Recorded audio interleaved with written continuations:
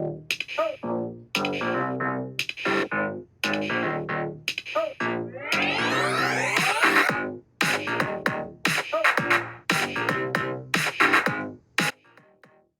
there, beautiful souls. I'm Colynn Hlokoff. And I'm Meridee Hlokoff.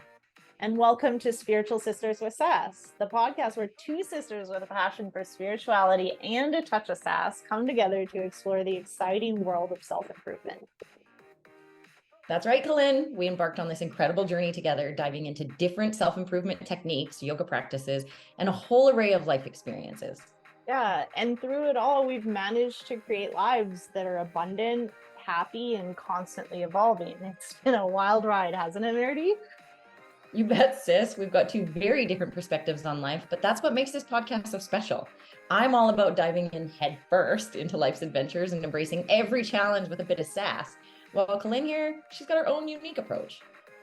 Yep, that's me. And I'm all about the yoga, mindfulness, and finding my zen. And together we make the perfect balance. So whether you're looking for some wisdom, a few laughs, or just some heartfelt stories, you're in the right place. We're here to share our personal experiences and insights with you, all while exploring the wild and diverse world of self-improvement.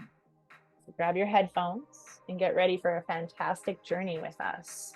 Spiritual Sisters with Sass is here to uplift, inspire, and keep it real. Thanks for tuning in, lovely listeners. Let's dive in.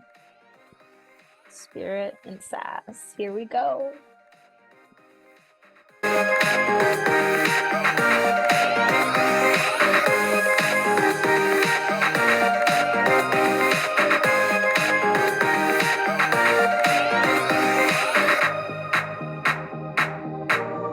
All right, welcome everyone to today's Spiritual Sisters with Sass podcast.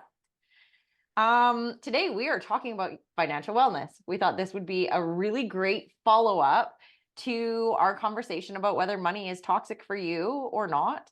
And we're going to be talking about budgeting, investing, saving, getting yourself out of debt, retirement planning, and I'm going to talk to you guys a little bit about taxes and how to get the most back from the government, since we all know how much of a fan I am. And we're going to just kind of talk about, because this is what I do, the financial aspect, we thought it would be really great to dig into. But we're also going to talk about our journey, starting from like childhood to now, where we've gotten, how it's been, all of those things. So let's get into it. Do you want to start, Lynn, by talking about your initial experience, or do you want me to start? Sure, I can just dive in because I'm pretty fucking transparent about my situation. And I've been transparent for a long time about the highs and the lows, and I'm currently just like coming out of a low. And it's so funny to review all of these things with you because it's like, God damn, it's so easy to tell everybody to do these things. And yet I haven't been doing them, which is why I have put myself in a place once again where I'm like, here we fucking go. I'm either gonna sink or swim. We'll see what happens. I feel like sometimes we need to get to that place though, because it pulls you out of that comfort zone. This is where you end up if you sit in your comfort zone. This is also where you end up if you do the fucking work. That's true. Right?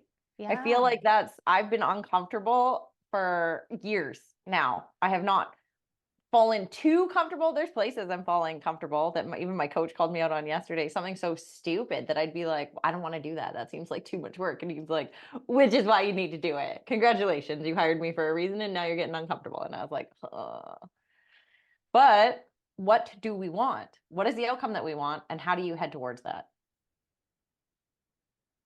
So tell us about what it was like when you were a kid. And let's talk about our job at McDonald's and the financial side of that between the two of us, because there's always been a really interesting dynamic there as well. So go ahead, you get started with that one. All right. So financially, my experience of being a child, I mean, I have these stories in my head of like being on welfare and being like poor and kind of like trailer trash, even though apparently never were on welfare, never lived in a trailer. Like Shameless Not is that, a trigger for you because it feels like our childhood, and yet for me it's not. So it's really interesting the dynamic there as well. yeah. And but I do remember being like very low income and remember thinking that my grandparents were so well off, Rich. Yeah. which I found out is also not true. They just had more money than our parents did. So I have this like idea that I came from. I mean, when I was a kid, I remember at one point my grandmother bought me Guess jeans because they were making fun of me in school, saying that I shopped at Value Village. Value Now, Village. Value Village is a thing in Canada, but not so much in the US. So it's like The thrift shopping at store. a thrift store. Yeah, they have like a, I forget what it's called, but it's like where people donate things. It's kind of like our Salvation Army. They have that in the US. And you go there and things are really cheap. And I know it's cool now. And it was even cool like when I was a teenager, I started doing it like, yeah, fuck you, I'm going to Valley Village. But like when I was 10, it wasn't cool. It meant you were broke and you were poor and you're pathetic. And they made fun of me for that. Also, when you were 10, I was 9, and we had Yeah. just moved to a new place. So we had Yeah. moved from Surrey to Abbotsford, and I think part of that making fun of us was also that we were the new girls. Like, because I got made fun of as well, and they called me Value Village clothes and all these other things. And then yeah, Nan took us shopping because we were being bullied. And I got the Guess outfit, which was the purple and green striped long sleeve shirt with the purple overalls. And I wore it. And the number one girl who was making fun of me got even more mad because her parents wouldn't buy her that outfit. And now I was even more made fun of because I had the outfit she wanted, which essentially made zero sense at all. So, I mean, I think kids in elementary school are just mean. Let's just Fair. put that out there. And that, so then when we ended up leaving Abbotsford, we moved in with our father, and his dad had just died. So financially, I think he was in a pretty good place. The place we lived in was paid off. He then took out a mortgage on the house. So he had money and he was kind of spending it like very Frivolously. yeah. Yep. And then I remember thinking like I need to go to university and I need to get a job so that I'm never in a place where I'm going to be broke again. And dad said, if you become a nurse, I'll pay for it. And I was like, okay, I'm just going to take this year off. And I mean, I got pregnant. I ended up moving from where we lived into another town. And at 25, revisited the idea of becoming a nurse and then was actually quite financially well off for many years after that. So for me, I remember I'm going to start around 6 because our grandparents had a store and they always had cash. And that was probably one of the reasons we also thought they had so much money. And I remember nowadays, it's so weird to say it, but I was 6 at the time. And I remember making $200 in the month in the summer when I went to my grandma's to work at the store. And that was just in tips, the $200. Now I'm going to say that $200 is well over $1,000 now. But I started there. I started where I made this money. Now I'm going to say, in my opinion and my view of you, was that you were more open to spending your money and doing things fun with your money and stuff like that. Whereas I was like hoarding it. Like I was like, I'm going to keep it. It's going to last me a long time. I'm going to keep making more of it. And so I was I'm trying to think of the word. I don't want to say that I definitely wasn't frivolous. I wasn't necessarily like, I want to say I was frugal, but like, was I? Because then when we were 15, we started working at McDonald's because our parents were like, you need to like, you want money, you want clothes, you want any of those things, you need to buy them yourself. So go get a job.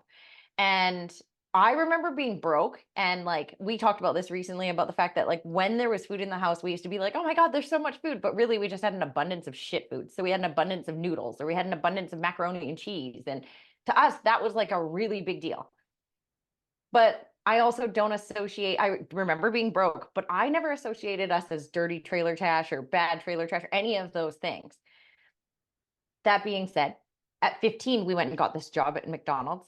And I want to say you made more money than me and worked more than me. And yet you still never had any money. I had a car. And you had a gas card, didn't you?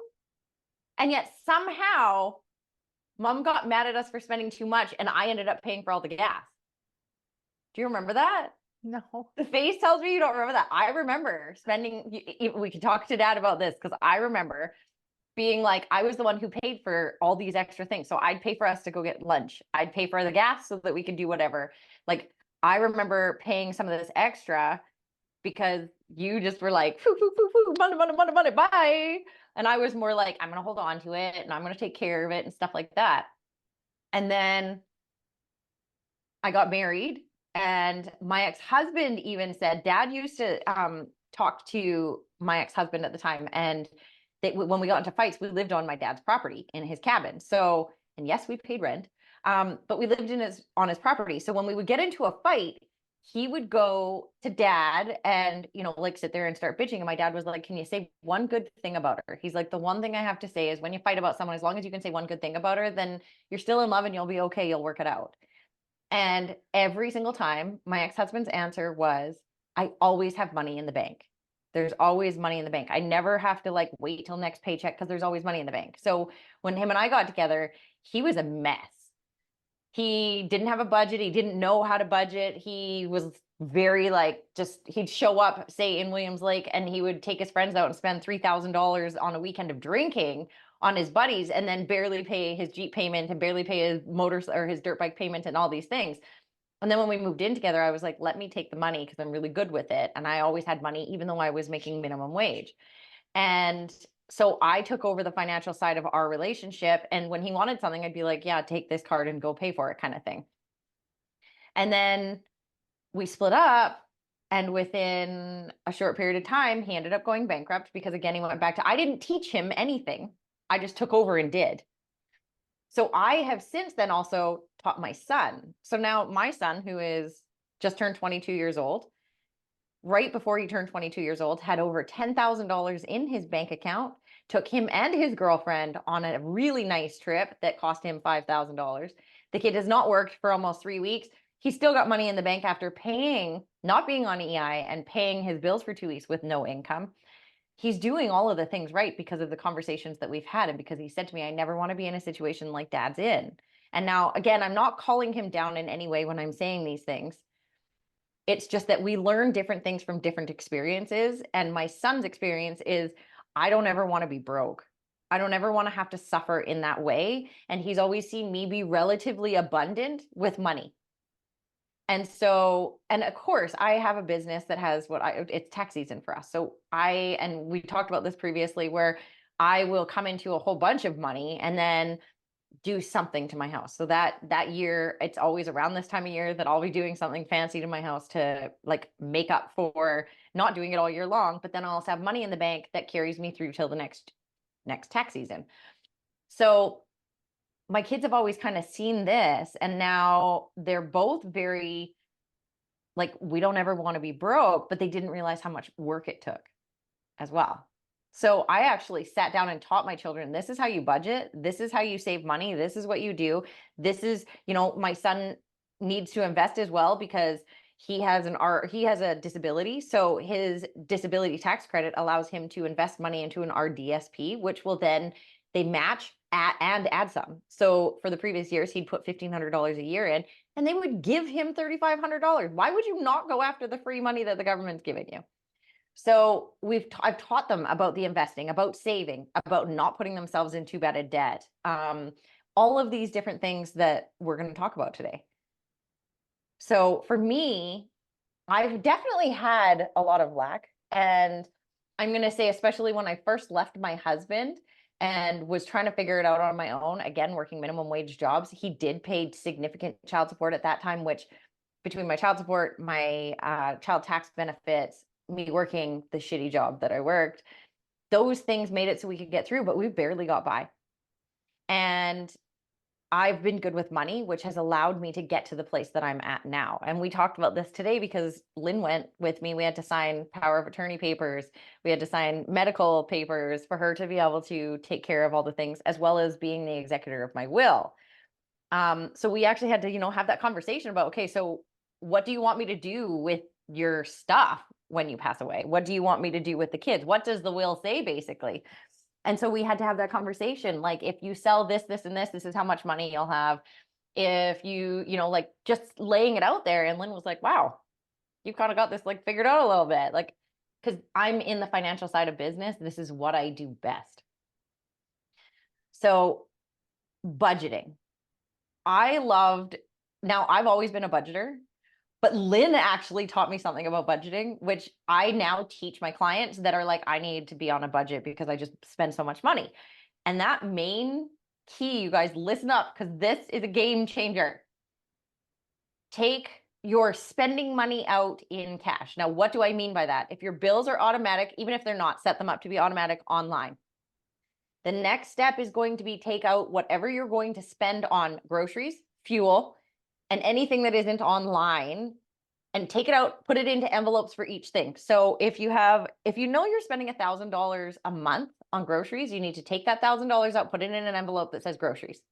I'm not even joking. This was Lynn who taught me this. I just am the budgeter and I'm disciplined. So I knew what I could spend and what I couldn't.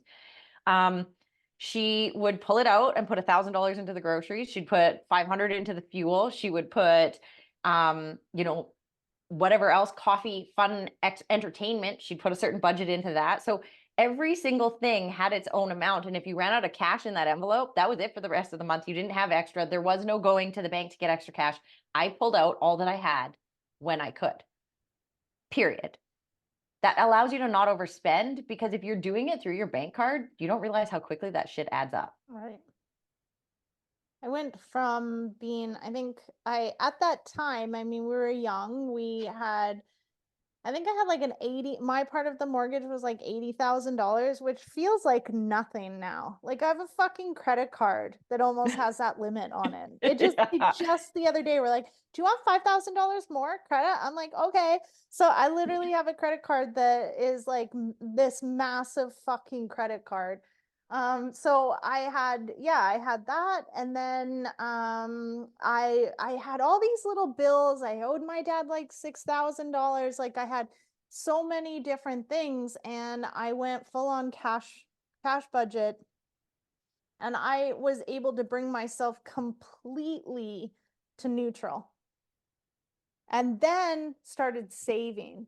I was putting like $20 into a gift envelope, and we had kids, and the kids all had to go to friggin' birthday parties and take this and take that. And it was just like really conscientious of my money and the way that we spent it. And here was the envelope, and this is how much money we had in it. And sure, how are you we can going to have spend this, that? but if you have that, then you can't have that, like literally. And it brought me back to neutral and then up into the pluses. It was also very helpful, there's some differences in being a business owner of the this and Income. paid your fucking $3,000 every 2 weeks. Yeah. A huge difference, because at least in 2 weeks I have 3,000 more and 3,000 more and 3,000 more. And when I shifted from being a nurse into going into like my own business of coaching, also I could tap out at like 5, 10. One month I made $12,000 as a nurse, which was about $8,000 that I got to take home. And that was awesome. But like, there's no fucking capping out as a business owner. I have had months that have been 60,000 plus, that it was like, how the fuck did that just happen? Who gives a fuck about $3,000 coming in 2 weeks? Yeah. But then I've also been like, but it doesn't mean we shouldn't be on a budget just because we have this unlimited. The difference is that we have unlimited income potential, whereas as a nurse or as an employee of any kind, you are kind of limited because your boss is going to say no to certain overtime, or certain amounts of money is just too much. And not just that, but you really are exchanging time for money in that as an exact exchange. Yeah. And there's only a certain value that you're put on at that. Whereas with me, I'll have some of because of the bookkeeping side of it, I have clients who will come in and be like, I know I'm spending too much. And one of them literally sat me down and was like, I'm spending too much. How can I budget better? And I was like, can we not talk about the budget and instead talk about ways to make more money? And he was like, well, and then when we got into it, he really doesn't want to work more. No problem. Then yes, we need to dig into your budget and talk about the expenses. But most entrepreneurs, we're entrepreneurs because we want to go after way more than we can get working for someone else. Yeah. And so that's where this, I don't look at how much I'm spending unless, of course, I'm over spending and I can't make up for it in income. But my goal is always more income, not less enjoyment. Right? Having financial security, and again, we've talked about this side of it where only rich people say this. I'm not rich, but I have enough money that I don't have to scrimp, that I don't have to be concerned that, like I said, I'm far from rich, but I have set myself up in a way that I don't want to have to worry about not enjoying things because of the fact that I only have $3,000 coming in next month. Instead, it's okay, so I need to make this much money in order to hit my goal. So for me, that's where budgeting comes in. Now, that being said, as a business owner and as an employee, you really need to be investing in yourself and into your retirement. Regardless of the employee or employer pension, like a lot of people like you, Lynn, went in saying, I'm going to do this because it'll give me such a great pension when I'm older.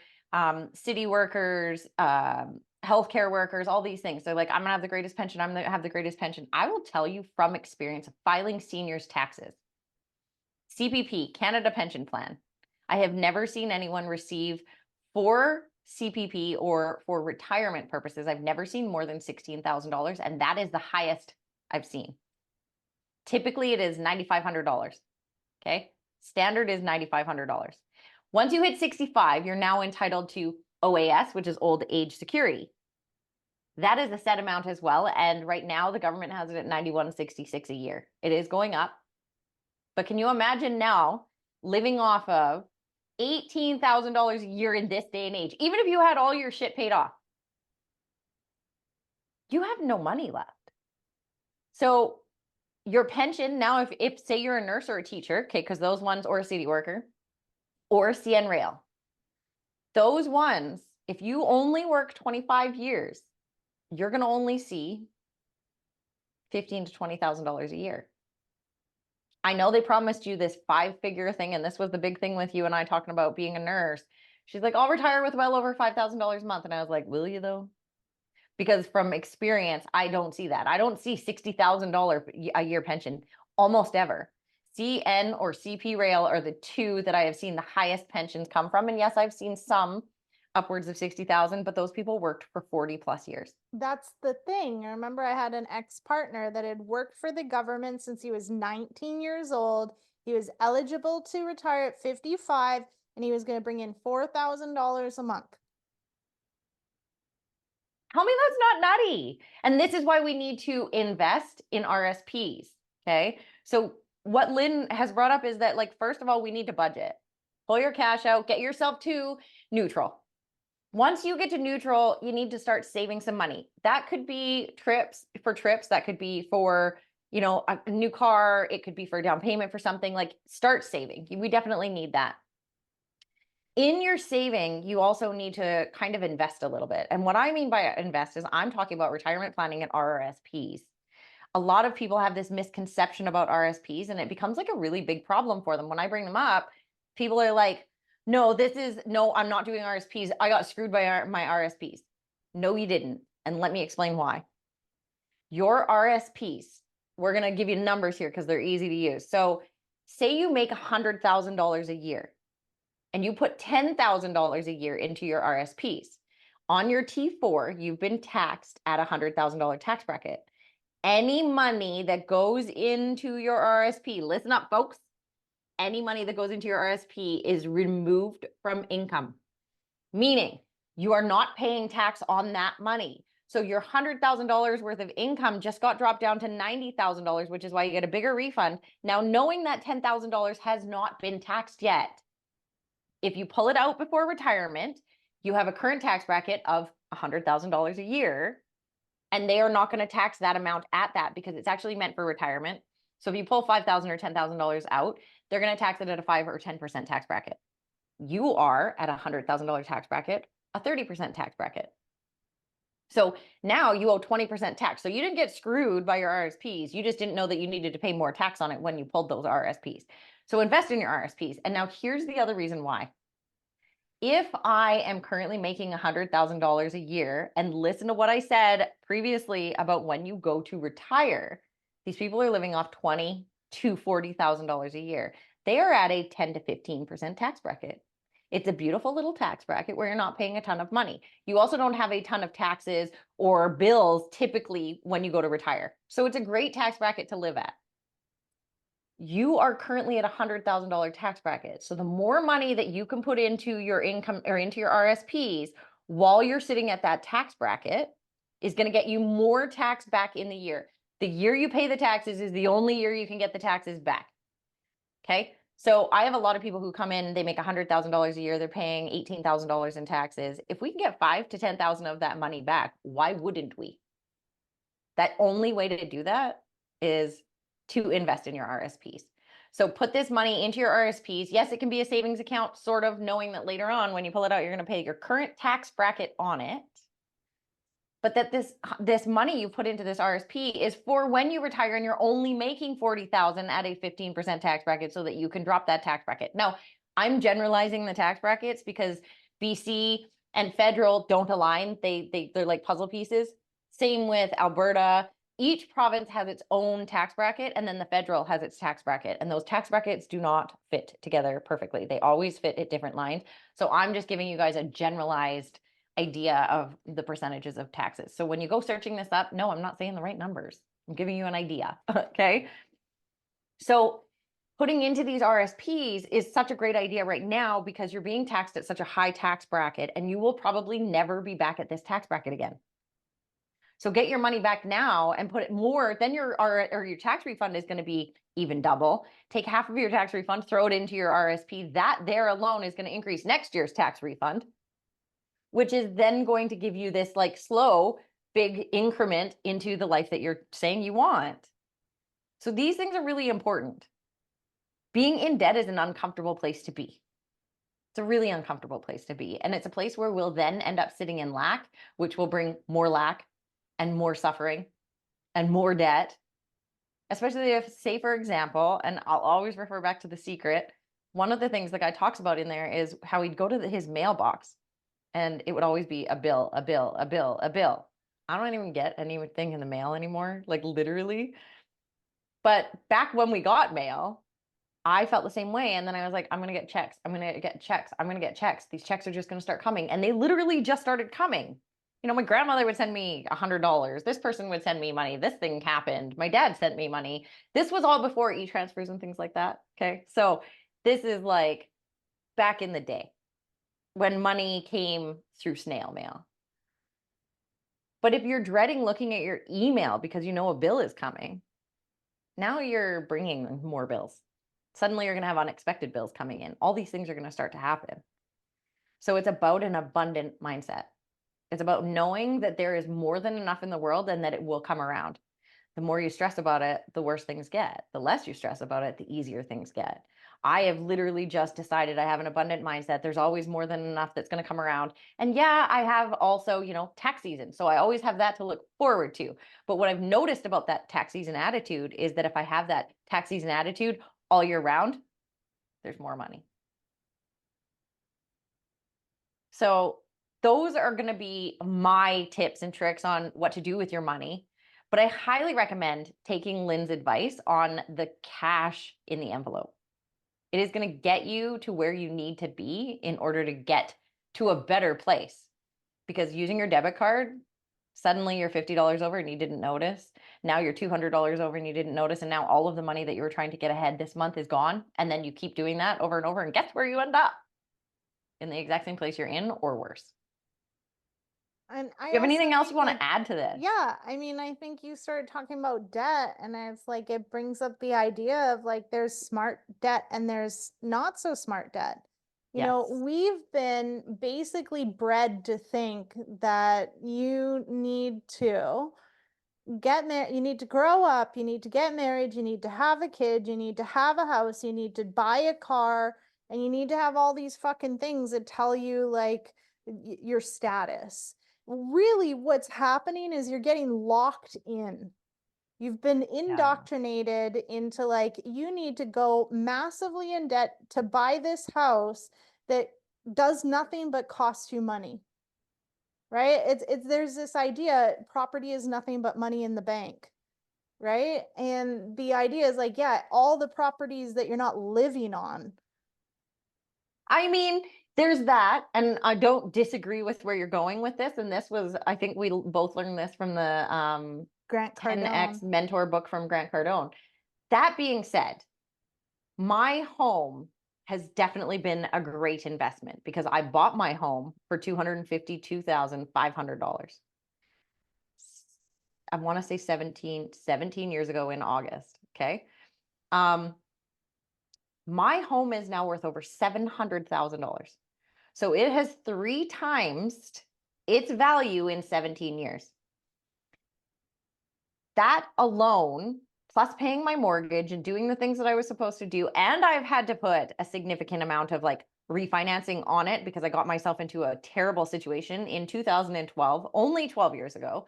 You guys, it's recoverable. This is the thing you need to realize. You can recover from any of the things you do. But I got myself into trouble in 2012 financially, and I had to put a second mortgage on my house for $50,000 after I had paid off only, say, 20,000 of it.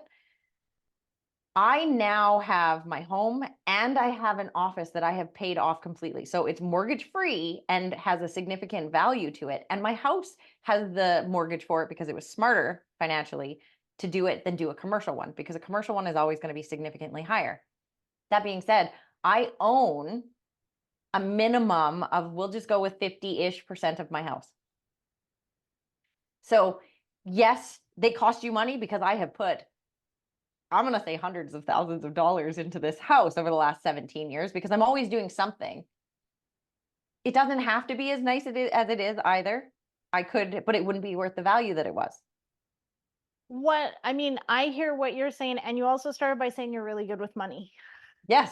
So Yeah. what's easy to do is refinance, because this is what the banks do. Did you know in the US that if you lock into a mortgage for 25 years, there's no refinancing every 5 years? Like, you don't sign in for a 5-year mortgage.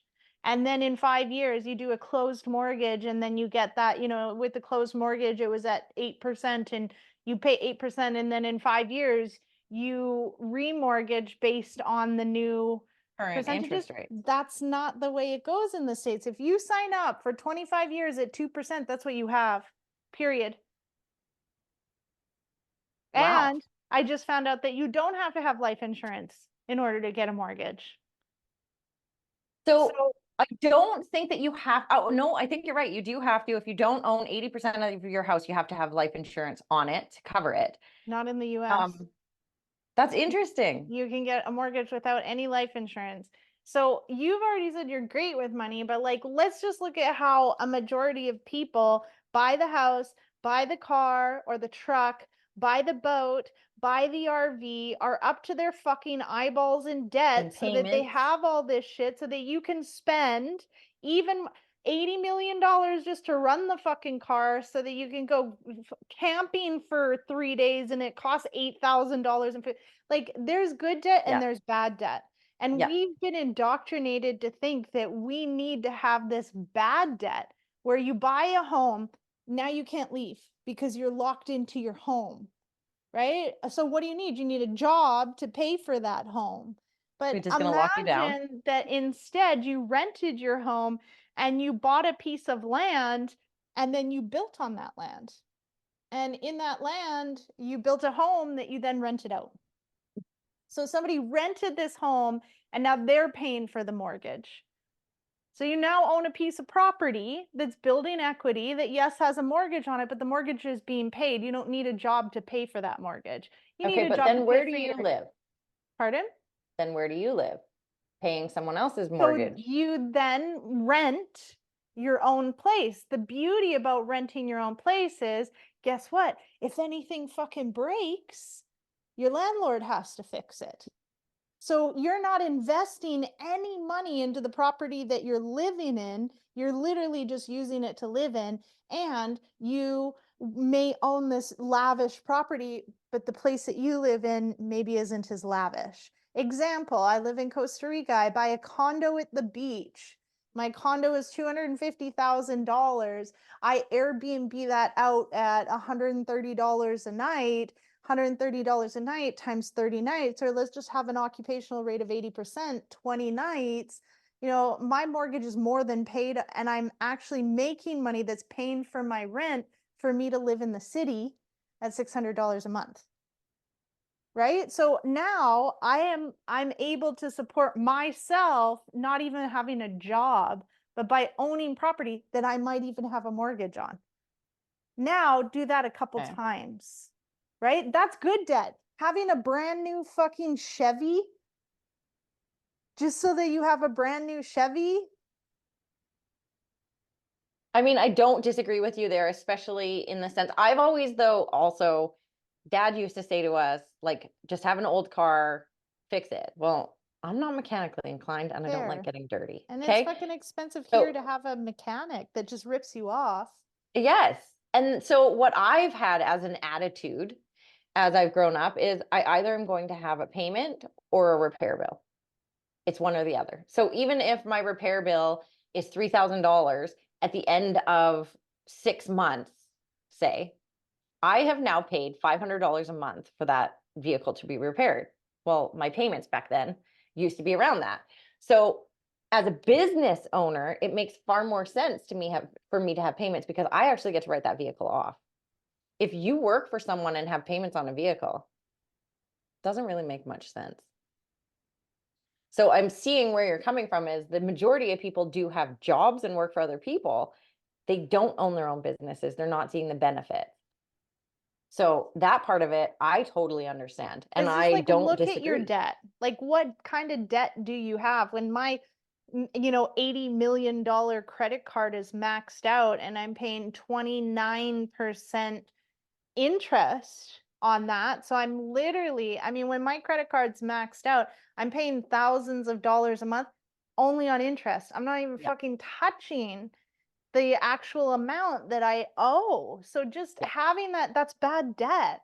So be really aware of your debt and maybe go and speak to somebody so that they can set up a profile, not so that you can remortgage your house and now all that. It's like people think they have a reset. They're like, right on, 5-year refinance. Now I can pay off the rest of the Yes. truck, which means I can sell the truck, but you're still paying for it on your house, which if you look at a mortgage, right, at, let's just say, I mean, now $680 for a mortgage is like not ever going to No, happen. my mortgage payment is $3,200 up from $1,800 because I'm on a variable rate. Okay, well then let's look at that. So $3,200 a month, how much is paying off principal? Oh God. So I just last year alone, because of course I write off 53% of my mortgage interest as a business expense Fair. because it purchased. So see you guys why the business aspect of it also, there's so many benefits to it. So I write off 53%, I think, of my mortgage. But do you know that last year alone in 2023, I paid $29,000 in interest only. Less than $6,000 paid off the principal. And here's the catch, you guys. I'm set up for a monthly payment of $1,800 that, yes, the interest has gone up on. And so I take that. Now, one of the smartest things you can do if you're going to do this as well, here's another little tidbit of information on how to get ahead. If you have a mortgage, when you set up your 5-year mortgage, you set it up for a monthly payment, okay? Set it up for monthly. And then what you do is you pay it weekly because you're prepaying it, which means there's less interest owing on it. Not only that, but I have mine upped by 20%. So whatever my mortgage payment was, $1,800, I upped it by 20%, which was $2,200. But it's broken up into the months. So more heads towards my principal than towards my interest. And yet I still only paid $6,000 towards my, I think it was actually a little bit more than that towards my principal, and I paid 29,000, almost $30,000 in interest. I So mean, I see what you're saying in that aspect, you're 1,000%. paying 40% interest. I know it's not that, it's 7% over 35 years, but I broke down, money that I borrowed and I looked at it and 40% of it was going to interest. So Yeah, I'm no, paying it's usually 40 about fucking that or percent more. Yeah. interest. Yet if I borrow money to buy a property and then someone else is paying that, I'm not paying anything, Yeah. right? But Yeah. if I live in the house, I have to pay for it. So I'm Yeah. paying 40% interest to live in the house that I live in, whereas I could pay rent and that covers me for literally I everything. mean, we're not talking about the appreciation of your home either, like where it's gaining value. Now, if you just sit there and do nothing to it, it ain't gaining no value. It is sitting probably at the exact same rate instead of gaining the asset that it could be. I feel like, so there was an example, one of my clients and girlfriends, excuse me, came to me and said, have you ever sat down and figured out what like an average person pays in taxes between personal taxes, property taxes, city taxes, taxes we pay on top of everything? Do you know that I actually sat down and basically figured out a generalized number? And out of the income that you take home, if you make $75,000 to $100,000 a year, the generalized tax on that, including the taxes taken off right away, and then I went from what was left and then the tax you're paying. So the percentages, of course, are a little bit different because I'm not going from $100,000 paying, 30% income tax, paying 10% property tax, any of that stuff. I literally took the amounts that were left and figured out the percentages. In that, we're paying anywhere between 60 and 67% of your income straight to the government in taxes. Yep. Did you hear that? 60 to 67% is tax only. That right there just blew my fucking mind. I don't want to pay the government anymore. I don't want to keep paying all this money because now I'm paying GST, PST, property taxes, interest, tax on my income, and then I'm taxed on my taxed income already on all the other things. Like, are you guys fucking serious right now? No wonder none of us can fucking live, because when you make 100,000, you really are only living off of $35,000 to $40,000. Right. Now let's talk about men who have children who have to pay child support. I get it because I was the one who didn't really receive it. And yes, it needs to be paid, but I don't think it needs to be based on income. I think it needs to be based on the cost of raising a child. When I was raising my kids, it was about $1,000 a month to raise a kid. Now, $1,200 to $1,500 per kid. That includes their medical, that includes their food, that includes their clothing, and that's giving them a decent life. That includes, extracurricular, buying them things, like all the things. It should be half of that because both parents have to figure it out. That's my personal opinion of it. But I had a guy that we'll call him Kevin. We'll say it's the Kevin I was dating before. And he made about $100,000 a year, but 30% of his income went to his ex-wife based on $100,000 a year, not based on the 70 that he took home. So he's now paying $100,000. Then he has 75 left, 70 to 75 left. He now is paying 30 of that to his ex-wife. So the guy is left with $40,000 to $45,000 to live off of. $1,000 a month for rent, there's $12,000. This guy has less than $30,000 and he needs to pay a truck payment. He needs to also feed and bathe his children when they're with him, et cetera, et cetera. Like, it just blew my mind. Now suddenly I'm like, oh, holy shit. Like, that's a lot. Another one of my friends, I did the calculations for him to pay alimony, child support, and she was taking home more money than he was. He made $170,000. He took home $62,000, and she was taking home 67 or something like that. It was like my mind was blown. I was like, this shit is out of control. So getting a grasp on money is a big deal. Yeah, good idea to take a look at like what you're buying into. Like, why do you have to have the nice truck and why do you have to have the brand new boat and why are you doing some of the things that you're doing? Because it's time to start questioning. Like, we're set up. I'm not much of a conspiracy theorist, but I can really clearly see that what's been programmed in our mind is a way to continue to be a cog in the wheel. Like, it's like, ew, it's gross. Why not set yourself up so that, yeah, sure, you got the job that brings in $100,000, but you've got the properties, and maybe you're paying rent, but like just start to pay attention to where your money's going and what you're spending it on. Yeah. Because having a cash budget is really going to open your eyes to like what's going on. And so what you need to do is start by take 6 months Yeah. And then take every expense, account for each of it, and put it into certain categories. Mhm. Remember that you have your automatic payments that's going to come out automatically. So there's that. Now you got to minus that. And what's left? Well, you need to start putting savings away. And as an entrepreneur, what I'm really guilty for is putting the money away, but then taking it. Like I'm straight up 10% would go here, 10% would go there, 10% would go here. And I would put, like 10% in taxes, 10% for Colynn, like to be paid. And then I would take other things and constantly put it on my Visa bills. And like, that's kind of how I rolled. And then at the end of the year, it would be like, well, there's this much owed, so you could literally just take your entire income that save 10% from each month, and I could just pay that whole thing off because it would be cheaper. Well, that's backfired because that would have been a lot of money sitting in my bank account over these last 10 months when my income has severely shifted from doing all these in-person events that seem like such a brilliant idea that all of a sudden just stopped because of a global financial crisis. So it's like, oh shit, good thing I paid all that stuff off just so that I could fill it up again. And I have absolutely no savings for the next 10 months while I completely rebrand and rebuild my business. Great. That didn't really work out for me. So I think also like being really clear on where your money is, and then not just like, I think of like robbing from Paul to save to pay Peter or Peter, whatever it is yeah. that people would say. And I'm like, oh shit, that's what I did. Yeah. Because that wasn't like the Most people are smartest. living paycheck to paycheck. They can't afford like to buy a new set of bed sheets. They can't afford that. I might have the room on my credit card, but Right. that's credit card debt.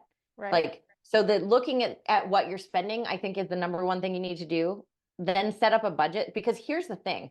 I have a friend who was like, I can't afford basically anything. I'm living paycheck to paycheck. And then every other time you talk to her, she's ordering DoorDash. Fair. And I'm like, okay. Like my son, I sat him down and I was like, can we look at your bank for a second? And he's like, why? And I was like, we have an agreement about him living here and that I'm allowed to look at his bank account. I said, but I'm not doing it for that reason. I'm doing it because I want to show you something. And he was like, okay. So he pulled it up. And I was like, can you read off every DoorDash payment just for the last 30 days? And he was like, sure. So he's like reading it off. It's like 20, 22, 25, 20, 24, 40, da, da, da, da, da. We add it up. He was spending almost $700 a month on DoorDash. I cook most night. You're spending $700 a month on DoorDash, and I make dinner. Now he's paying for these groceries as well as DoorDash. Do you know that kid orders DoorDash maybe twice a month now? The minute that I was able to show him how much he was spending and giving to someone else, suddenly he was like, well, shit. And now he puts a minimum of $500 into his savings account. And yes, he makes good money for his age and all the things, but he now puts a minimum of $500 per paycheck into this. The kid wants to buy a house. Now, where we live in Kamloops, houses they start at 400,000, but that's a pretty shitty home. And a decent home is going to cost you at least 600,000. Decent. And that's not a nice home. Decent home. So the kid needs a bunch of money. So because I'm good with money, we had a whole conversation. And he said, I think me and my best friend want to buy a house together. And I was like, that's fine. But you and I are going to, me and him are going to have a conversation about the legal agreements that are going to be written for this. Because, for example, if one of them, they get into a fight and someone needs to leave, they only have 6 months to buy the other person out, kind of thing. So this is some of the legal agreements they're going to do. But I have told my son that if you come up with $20,000, I will match you. Because my parents each gave me $5,000 to do mine. And now that my house is worth 3 times as much, the value of that is my parents would have to give me $15,000 each. That's crazy. Their dad's not going to be able to do that. So I said, whatever you come up with, I'll match. So that includes, because if you go to the bank and you have your line of credit, they're going to say, pay that off. So if he has $20,000 and that gets paid off, he's only got 10, I'm only matching you 10. So he came in the house and said, I want to buy a house this time next year. His best friend went to his mom and said, hey, mom number 2 said that she's going to match Caden the amount of money that he saves for the house. Would you do the same? And she was like, yeah, absolutely. So they both come up with the agreement. They want to save $20,000 each. And actually Caden came and talked to me because we talked about 20,000, anything more we need to have a conversation about. So he came to me and said, if I save 25, but I want to put the 5 into the house right away and put the 40 down, will you actually match me the extra 5? And I was like, if you can come up with that and pay off your $10,000 line of credit, yeah, I will definitely match you. So the other kid went to his mom and did the same thing. Now, what these 2 kids are going to do is live in this house and improve it for 2 to 3 years is their plan. And then they're going to take the equity that they built into this house out and take their 50% and go buy their own individual homes now and keep this one as a rental home. So they're going to start their lives off right at 22 years old. 23. Caden will be 23 when he starts this. I didn't buy my first house until I was 27. Days before my 27th birthday, I bought this house. So these kids are doing the right thing because they're going to live in it. They're going to put a suite in it so that either they're living top and bottom or they're living in one and renting out the other. And then they'll come together, pull their equity out of that house because you want to, this is the other thing, you need to be smart about things. So with these guys, they're going to pull their equity out of the house to get the down payment because you always want the mortgage on the rented home because the expense of the interest is an expense against the income tax that would be owing on it. Yeah. So your personal home that you live in, you want to have minimal mortgages on those and maximum mortgages on the rental homes. Yeah. Okay. Another little hint that I have for you guys. If you need some help with any of this income tax side of things, feel free to reach out because I am the queen of saving money when it comes to not paying the government. Please don't come get me. I just know some tricks. But yeah, so I feel like this is a good place for us to stop. Yeah. I feel like if you guys are interested in more, feel free to look me up on Instagram, Happy Fit Mare. You can look up T&M Bookkeeping on Facebook or on Google, and we can do a consultation to discuss how this could help you or some other tricks like this that could make it so that life feels a little bit easier and a little less challenging in the situation that you're currently in. Sweet. Thanks for sharing, Mare. Yeah, thanks guys for joining us, and we will see you guys next week. Bye. Bye.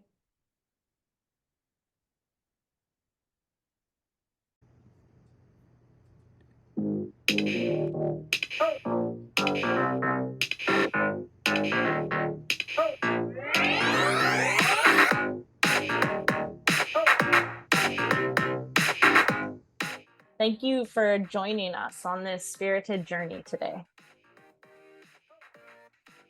We hope you enjoyed diving into the world of self-improvement with us. 2 sisters who found their own unique paths. Remember, life is a tapestry of experiences, and it's how we embrace them that makes all the difference. So whether you're on your yoga mat, exploring mindfulness, or simply navigating life's twists and turns, always keep that spirit and sass alive. We are Colynn and Meridee Hlokoff, and we're here to remind you that happiness and abundance are within reach.